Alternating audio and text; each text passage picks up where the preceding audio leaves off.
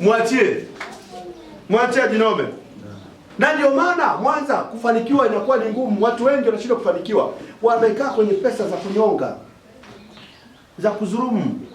Mtu naye mfanyia hayo, kwanza naona ni mjane na alikopa kwa sababu watoto waishi vizuri, alafu huyu mtu anamtengenezea riba huyu mama. Hivyo nafikiri kuna maendeleo hapo, kuna mafanikio hapo. Si bora hao wanaojua kukimbia mbio, hata ukichukua kama hao hapa mapiti binti hapa, akikopa pesa ukifuatia na mbio, huyo ndio huyu ndio fuatilia sana huyu mpaka nyoke. Ndio hivyo nimesema kuna watu wanapigiwa simu ndio ya kudaiwa. Paka pesa nataka nimfunge asinipigie simu ya kunidai. Ametaka mpigie simu ya kudai. Sio shamkono hivi kama unataka.